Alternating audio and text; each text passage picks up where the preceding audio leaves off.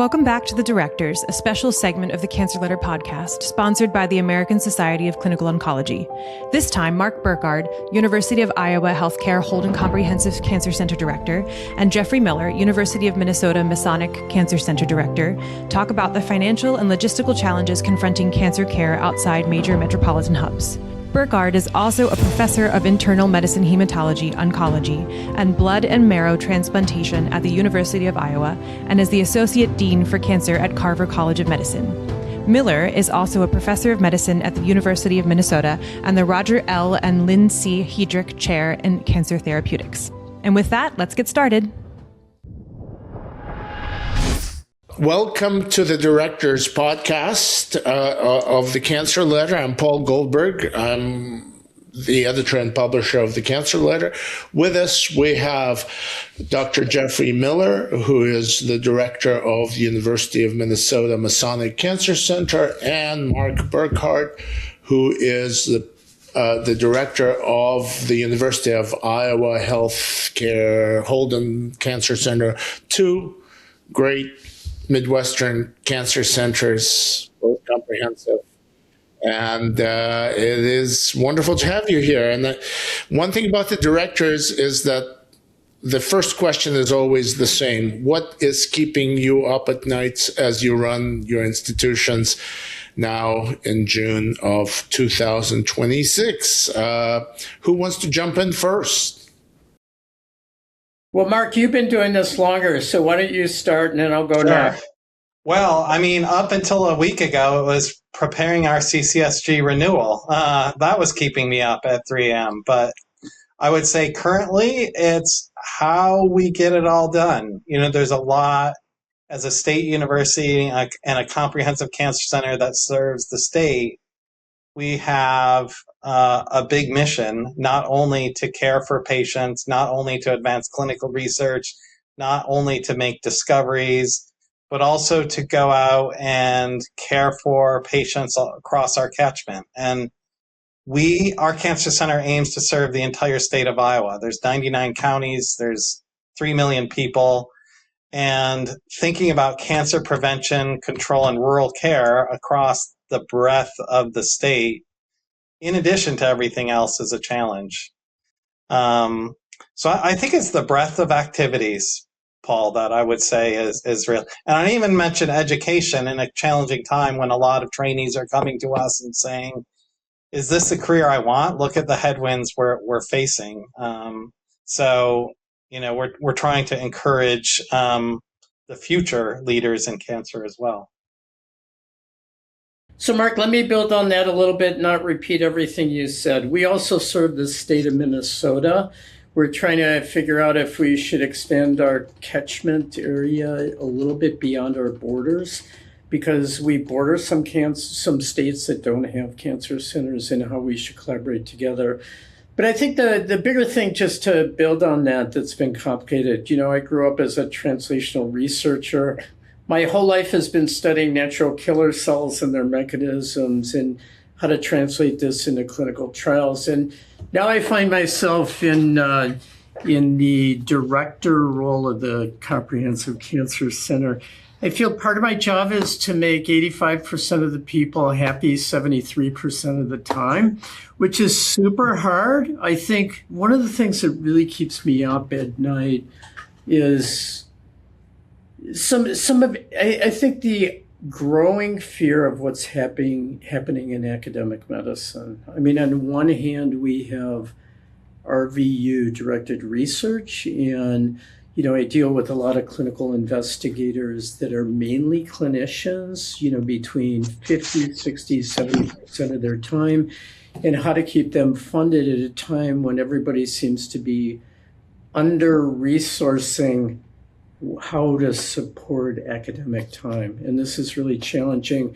Mark, I'm older than you, so I could say this. I think that academic medicine was easier 15, 20 years ago, when the flow of clinical dollars allowed one to participate in research more easily than it is today. And this is not unique to the University of Minnesota. You know, when I talk to colleagues, this is happening around the country. So I grew up in a little bit of the old school in academics. You got an R award and you sustained your own research, but there was more of a supportive mechanism to get you there and to fill in the gaps, which were a little bit easier more than 15 years ago than I think they are today. And honestly, Paul and Mark, that does keep me up at night as I see some very good researchers struggling on how to figure out how to support their lab efforts. And the same thing for clinical investigators. How am I going to build my career when nobody wants to support my effort to do so beyond my RVU clinical care components? Kind of help me, because I'm stuck here inside the Beltway, and as I look at what's actually happening at NCI, the numbers are staying about the same. They're kind of flat, which isn't great, but they're not being cut. There was recently this story in the New York Times that the war on cancer has been canceled, and I'm not seeing that. I mean, I was a source for that story, and I'm still not seeing that. So I just don't get it. What has changed actually in the past, shall we say, not necessarily arbitrarily, a year and a half? How has your life changed? And you think, Paul, are you meaning from the National Cancer Institute perspective, Yes. or the clinic or healthcare economics perspective? Because they are really two things driving into what keeps me up at night. Okay, well, choose. I mean, do both. Well, the healthcare economics changed with the federal policy bill last summer, which is cutting Medicaid. We had a Medicaid expansion in Iowa, and that supported what's called the directed payment program, and that's being phased out over 10 years. So I think it's going to affect rural hospitals and hospitals in underserved areas even more. But and some money was put back into the rural transformation funds, of which our state got $209 million. But we're looking at, basically over the next 10 years, it's $1 billion cut from our health system. So we're trying to figure out how to tighten our belts to make up for that difference as a health system. I don't know if you're feeling that same thing, Jeff, but I think a little bit. I think, yeah. Paul, the one thing and this is where I think, a lot of what we do is healthcare economics. I mean, Mark, you still do clinical work. I do too. I attend on the bone marrow transplant unit. I'm a hematologist, even though most of my research is focused on immunotherapy of solid tumors.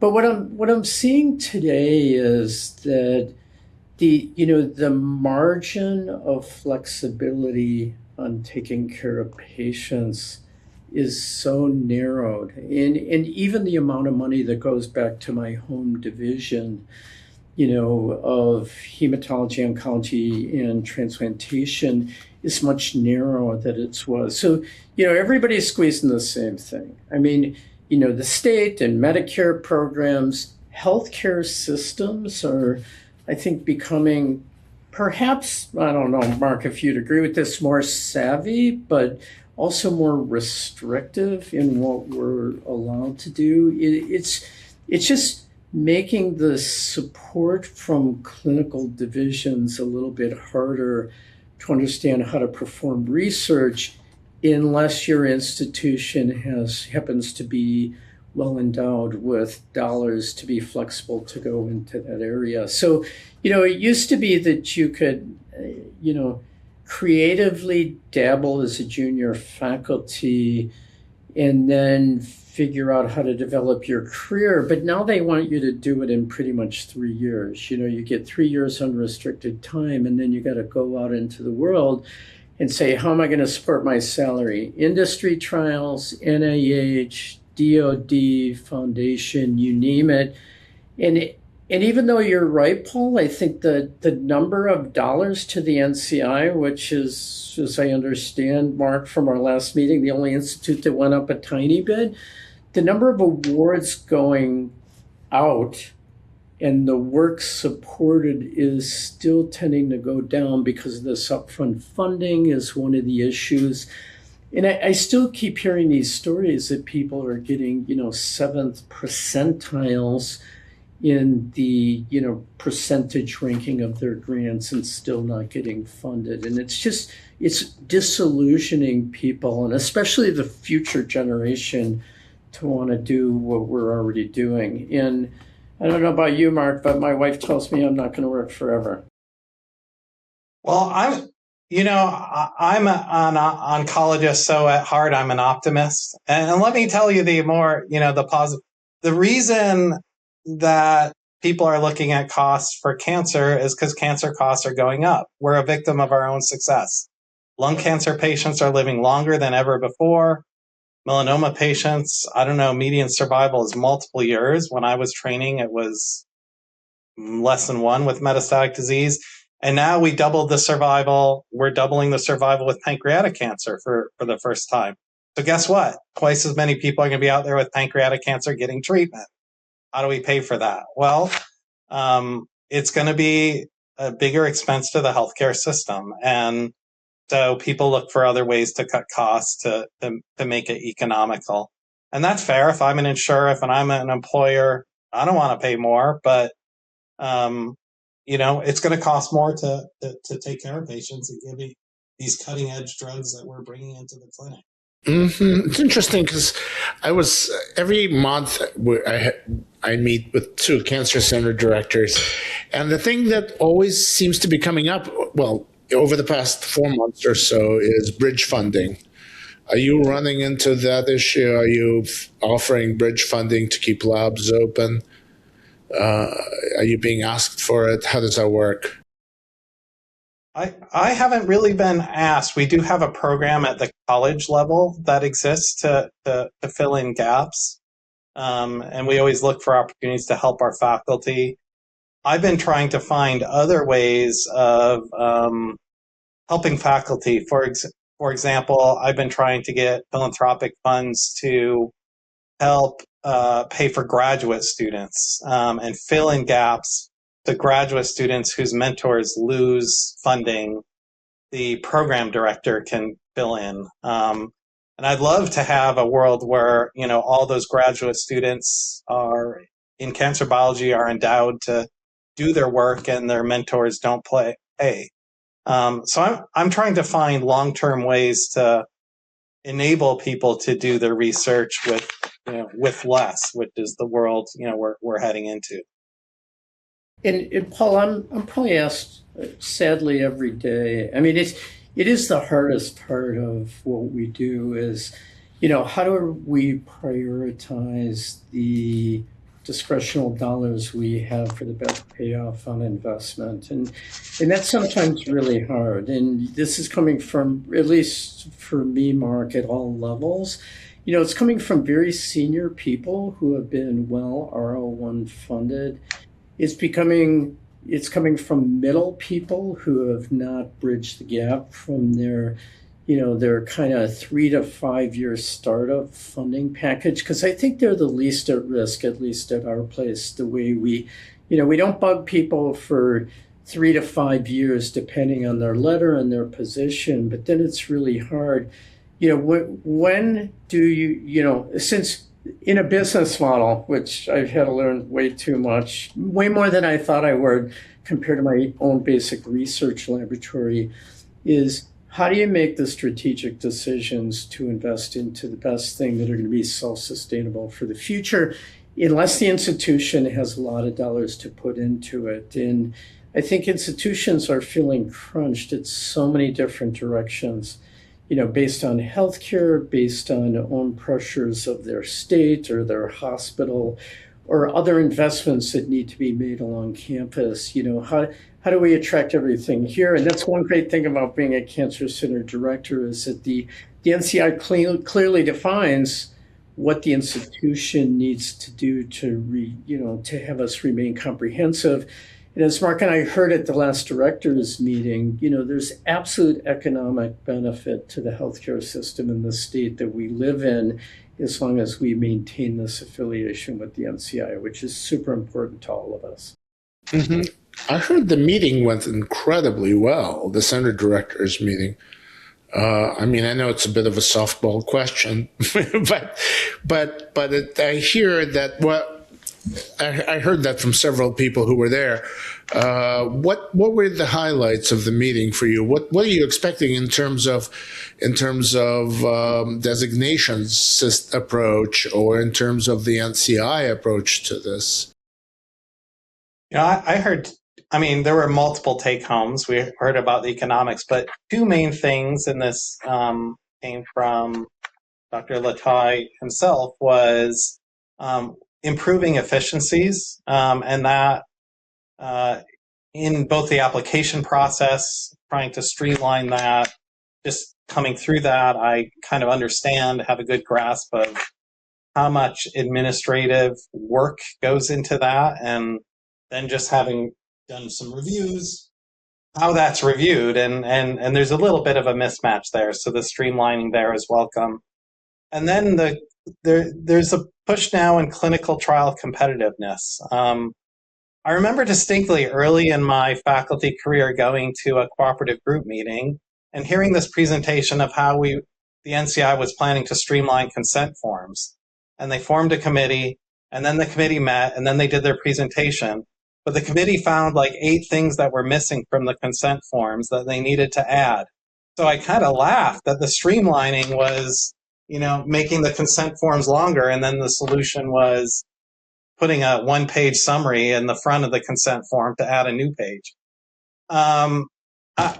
But I think this, Dr. Latai is very serious about this, and the clinical trials that are being run very effectively, for example, in China, which was highlighted at ASCO, is kind of really pushing us because they're opening, enrolling, and completing trials more efficient.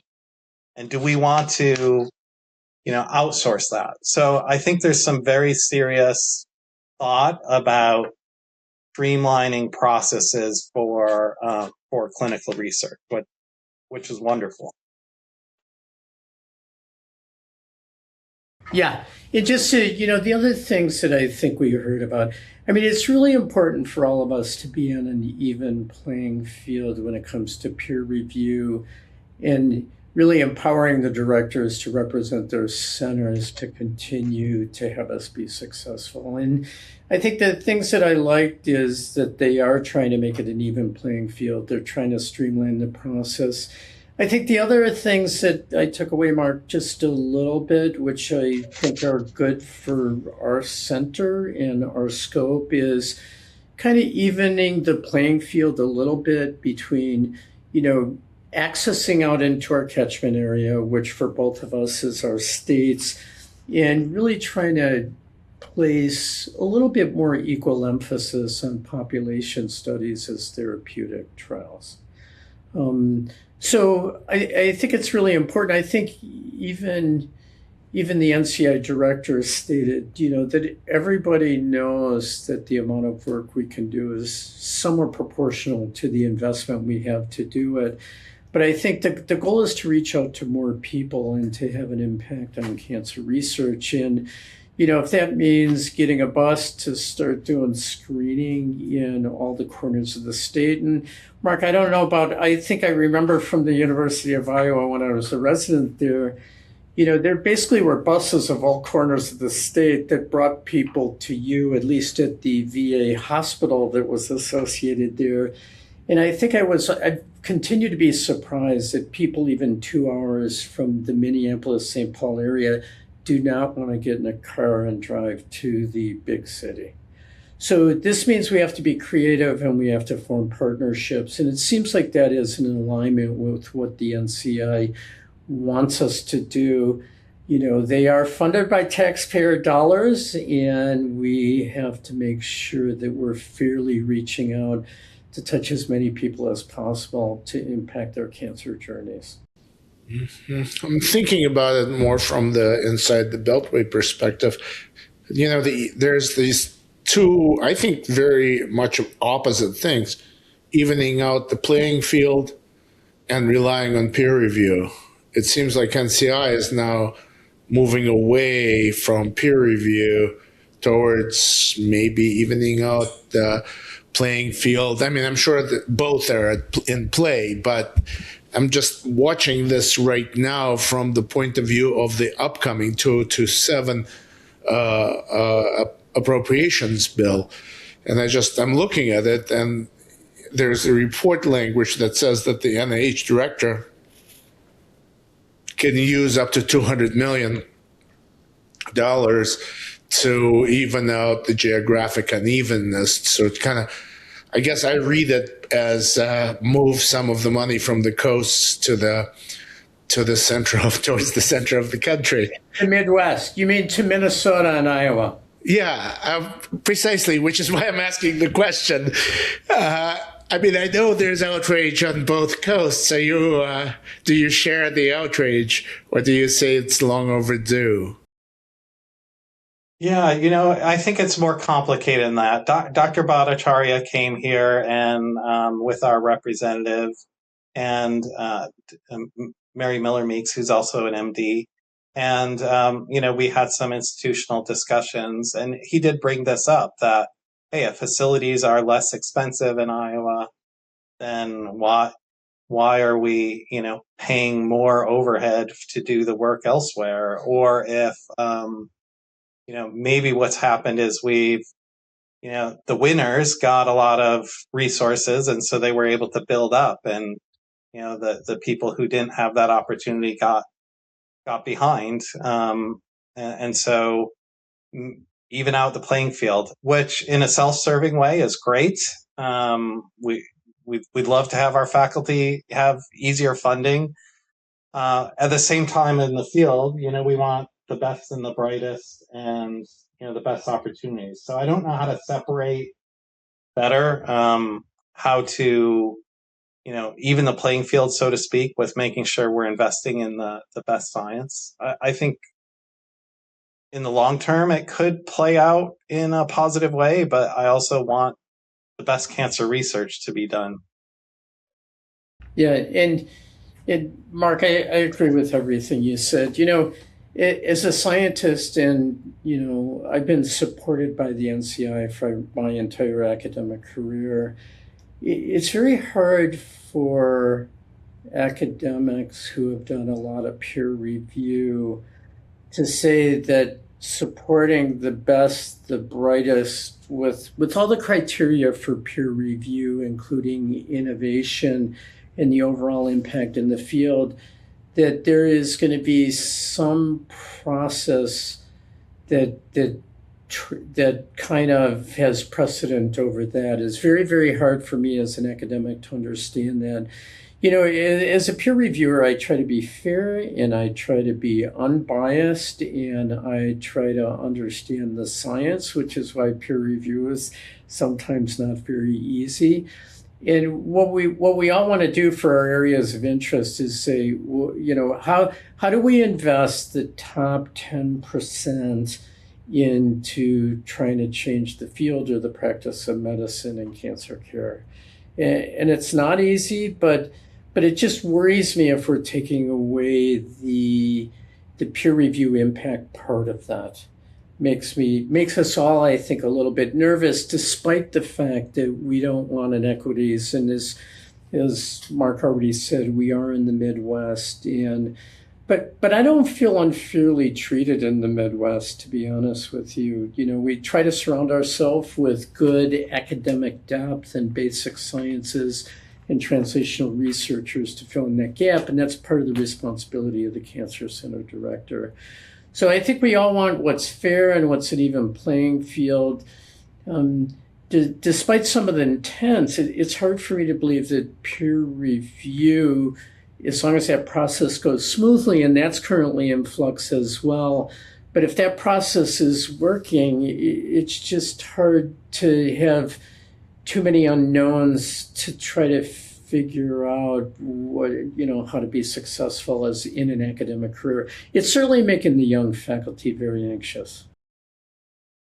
It's very hard to understand, what is actually happening. And I'm spending probably about half of my time trying to understand it in the practical terms, because what does it mean that there is no pay line? Well, my first grant was from NIGMS, and at NIGMS for years they said there's no pay line. What they showed me, I think it was 2012, they showed an impact score or a percentile on the x-axis and y funding rates, and it was an S-shaped curve. So below a certain amount it was almost 100%. But they pointed out, look, we're picking the best programmatic projects at the secondary review level. So I guess I'm very comfortable with that to a degree, but I'd like to see that curve not be a random scatter of grants at all impact levels. I'd like to see that the scientific impact as well as the programmatic considerations are considered. Harold Varmus used to take all of the borderline grants home to New York and review them at home in the privacy of his apartment. So I guess that's not without precedent that people would look at it, as long as it's not political, I guess. Right. And I think that's the key, Paul. I think, we just want some level of a transparency. Like, I think we all value even the intramural program and some of the excellent research that's being done there. And they may know things strategically in what they think is going to move the field forward.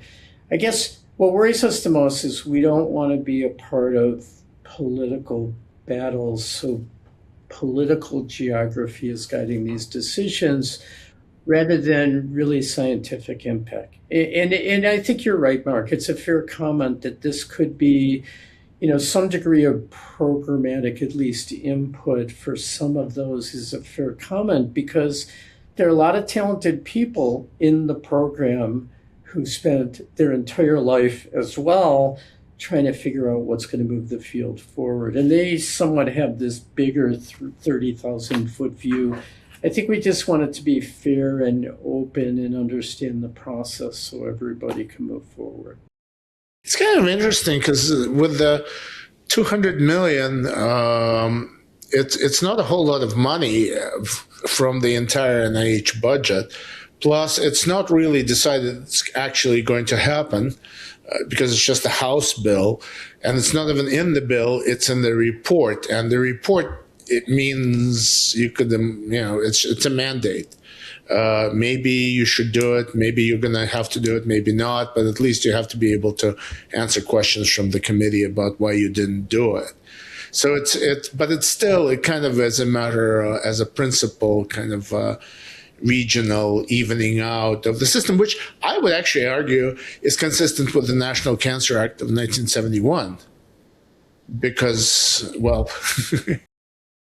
Right. You need us, we do need a critical mass of investigators here in Iowa to really serve the state well. When, the people are experiencing, the high cancer rates that we have and the growth driving cancers, who do we have investigating? When we go, one of my colleagues, Dr. Charlton, is going out to 99 counties to talk about local rates and the underlying causes. And when she does that, there are a lot of questions like, what's in our water? How is agriculture in the state impacting that?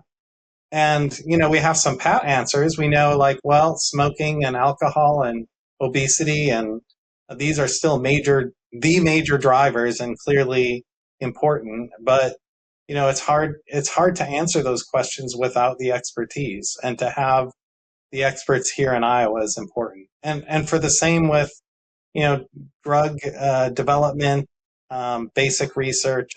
If you don't have that critical mass of investigators, you can't serve your population well. So by that token, yeah, evening out the research base would be incredibly helpful.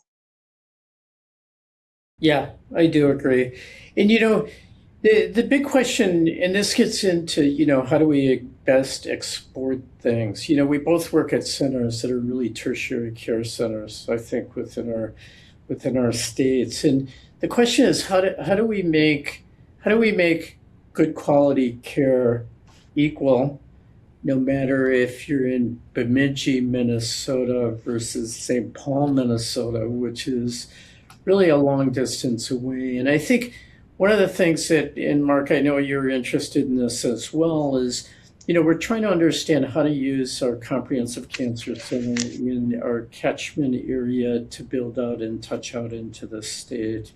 So it's really important, and whether this is combinations of telehealth, we have a specific effort going on using some state funded help to really increase the access to clinical trials, both therapeutic trials, which is a little bit harder. Mark, I've realized that not all the hospitals have doctors, in their system. So one of the things is to get the expertise in the team to enroll trials, patients under, or at least they don't have, medical oncologists Monday through Friday. They may only have them one day a week. And how do you support them on a complicated trial? And the non-therapeutic trials. And I'm learning as a director that smoking cessation in the Native American community is not the same as other communities, and it really takes special expertise and cultural sensitivities to really get people to quit smoking. In the continuum of vaping and cessation completely, I think, there have been a lot of creative studies that are going to be touching more cancer lives than some of my phase 1 therapeutic trials, that are just trying to find dose finding for a new therapeutic. So we have big jobs, Paul, as you know. And, as my first statement, our goal is to even the playing field and try to make everybody happy.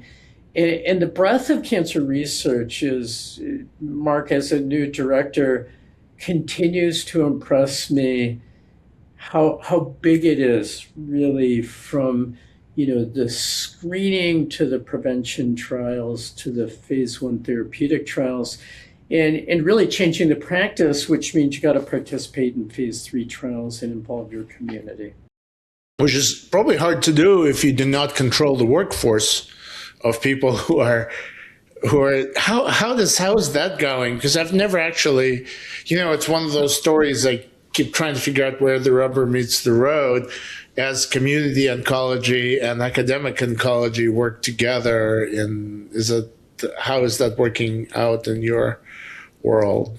Well, this is something we have faced a lot. So shortly after I started in 2024, our health system purchased Mission Cancer and Blood, which is the largest medical oncology group in Des Moines, with 20 medical oncologists, and they had 16 outreach sites as well. So a very active group. And fortunately, they were engaged in clinical research. The clinical research leader, Dr. Tara Graf, is very invested in lymphoma therapy and bispecific therapeutics.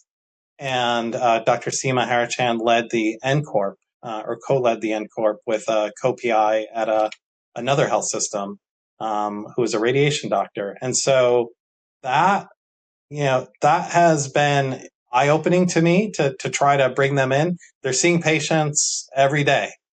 They're going to all these sites. And so to be engaged in clinical research is a real challenge for them.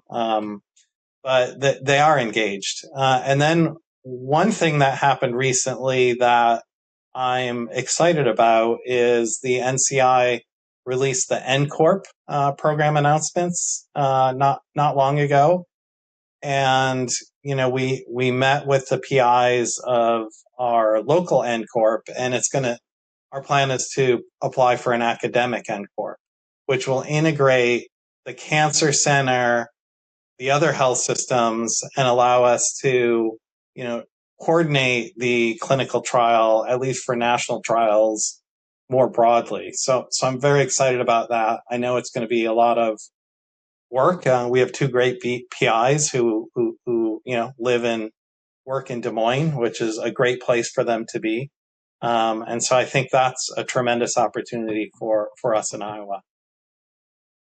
Yeah. Paul, to expand on that a little bit, we've been really trying to work on the approach. The one thing for both of you is, as I've gone into upstate Minnesota, I've been really impressed, number one, about all the medical oncologists' dedication to want to be a part of practice-changing trials. Like, they really want to be a part of it. They know that their center is too small to attract even an industry-funded trial. So one of the programs we've been working on, Mark, seeded a little bit by this state funding, is to really create a consortium in Minnesota called the MN Cancer Clinical Trials Network, the Minnesota Cancer Clinical Trials Network. And the goal is that, we would serve as the hub in this wheel of clinical trials. We'd have central IRB, we'd have central contracting. And we're trying to work with industry and saying, look, we're a tertiary care center, but we could capture medical oncology with reach in the state of Minnesota at about 6 million people in total when you count the entire state. And if we can make it easier for them to enroll, this is where I've learned a lot, in that you have to have a certain degree of care at a center. Not every center is going to be able to do that. But the doctors who see the patients want to be a part of those trials. They want state-of-the-art best. They want the new KRAS inhibitor to their pancreatic trials, which are not going to cure them, but make their lives better or extend their lives, to be treated at their local clinic. So we're starting to work through the hurdles of central IRB, central contracting, and this is very complicated. And then we got to get industry partners to say, we will be a good accruer for you, so you need to entrust us to have kind of these satellite sites. And some industry is going to be able to tolerate that, and some will not. And, there's different levels or thresholds, I guess, of risk that they're willing to accept.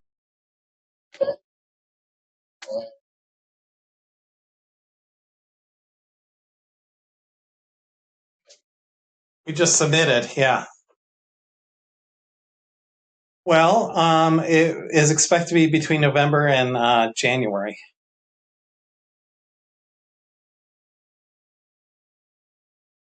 What are you seeing?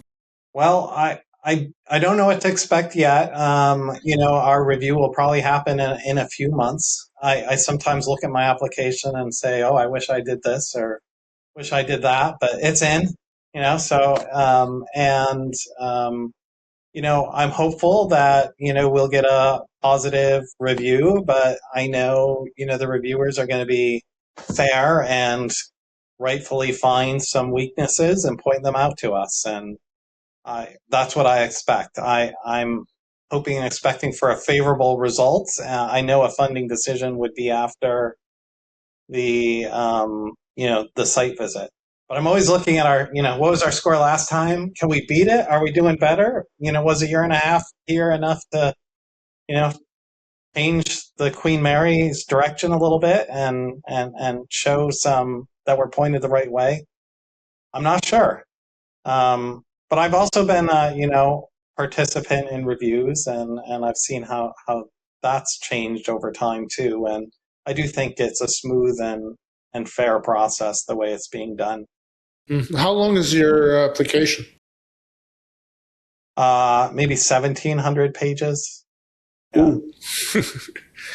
This is what Tony Latai is saying. He wants to kind of get it down to about 40, 50 pages.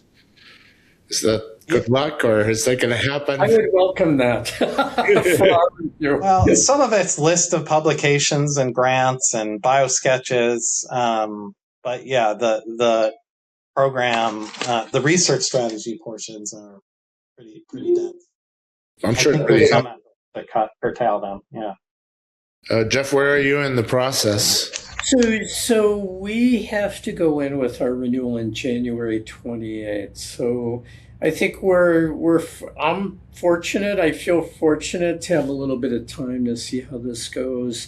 Now as director, I think you get asked to participate in this peer review more, which I'm planning to do over the next year.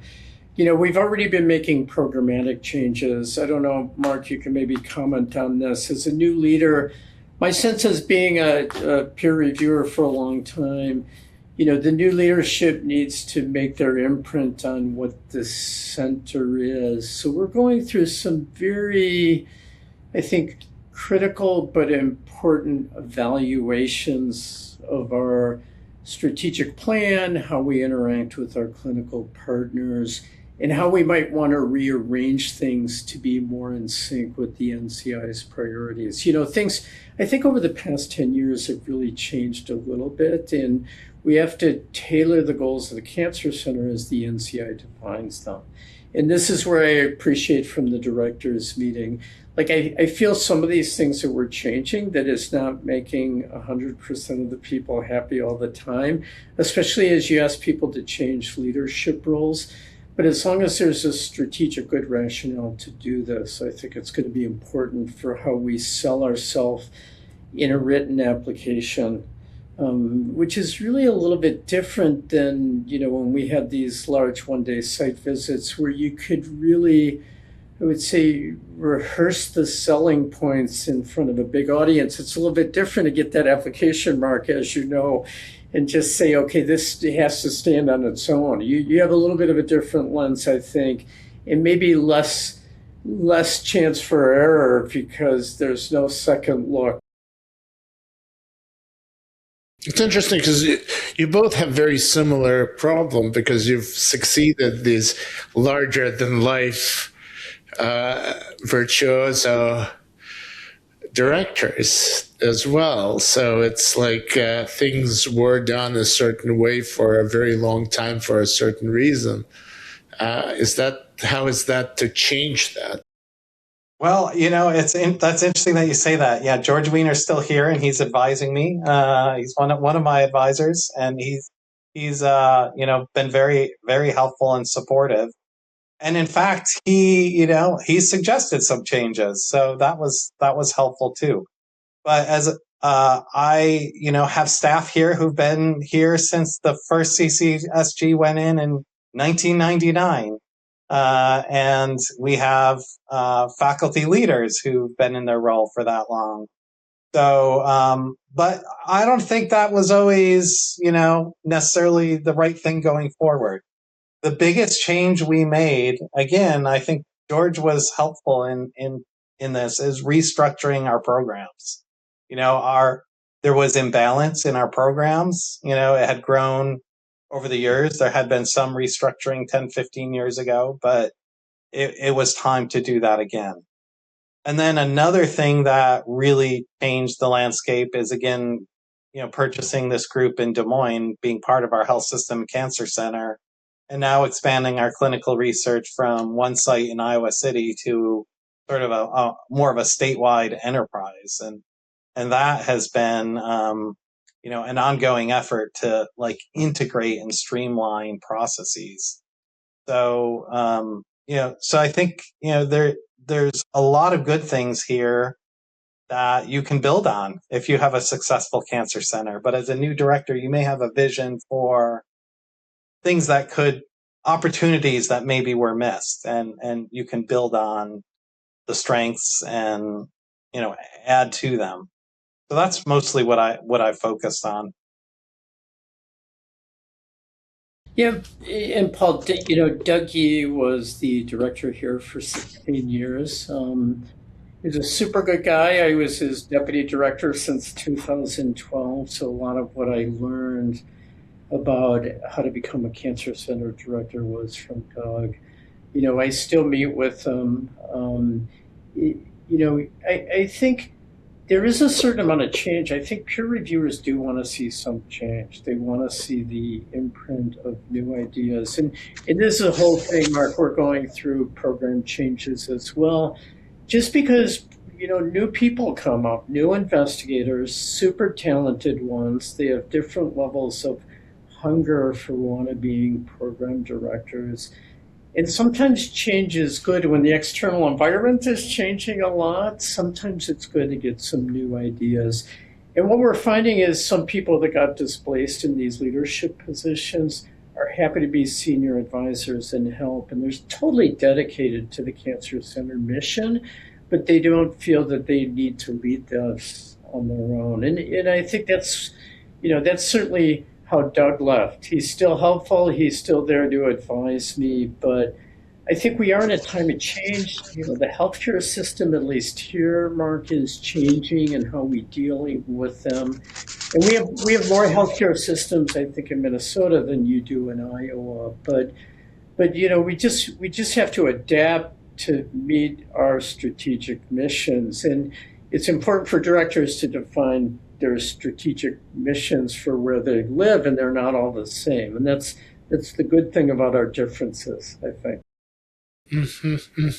What's the most positive thing you can say if you were to try to say something positive about where we are as a field right now? People are living longer and better with cancer. And I'm really excited about some of the diagnostic tools that are coming into play to intercept cancer before it's metastatic, after primary treatment, before metastasis. So I think, compared to where we were when I was training 20 years ago, we have treatments and patients living longer and better. If we could get that evenly out to all the people, that would be better. That should be easier than making all these amazing discoveries. But I'm really positive on that. Also, there's a lot of really good new people coming into the field. We've had no problem finding really great oncologists, dynamic, interested in clinical research, laboratory investigators, physician scientists, maybe because it's so hard for them to find the right opportunity. We've been very blessed that they're knocking on our door. Sometimes we had a physician not long ago, just finishing training, MD, PhD, physician scientist, PSTP, saying, well, we'd like to move to a smaller community, and my wife's family's from Iowa City. Do you have a job? I'm like, okay, come on over. Let's talk. It's great. I'm really excited about where we're headed as a field. That's very cool. Jeff? Yeah, Paul, I'm excited as well for two reasons. One is experimental therapeutics and the level of biology and including AI into the tools to increase the efficiency. Of course, I can't do this at all on my own. I will state that publicly, but I have people in the lab who are really trying to understand protein-protein interactions. If we find 30 sequences, how can we teach AI to help us functionally choose, which we still have to validate in our standard functional assays, how to use them? Science is really moving forward. We have a big effort trying to intersect KRAS inhibitors in pancreatic cancer with the immunotherapy. We know that KRAS inhibitors really change the microenvironment of pancreatic cancer, and we have bioengineers that are working. So I agree with Mark. The talent is tremendous. The last comment I'd make on a point of positivity, we've had a lot of stress in our state, and the resilience of people coming together for change in hard times continues to be remarkable and a positive experience for me. Everybody's living the same thing. There are a lot of struggles going out there. There are a lot of worries about the future. And to me, it actually, in some weird positive way, brings people together to be a part of a big center mission, because it's harder to live on your own without being part of a team. And this whole idea about team science, I think people are really gravitating. I think, Mark, you would probably agree with this. Our goal is to make sure people want to be productive and functional parts of the center towards these positive goals. And I think we're really convinced that we're reaching those goals. Well, thank you both for your time and for your insight. And also our thanks go to our sponsor, the American Society of Clinical Oncology.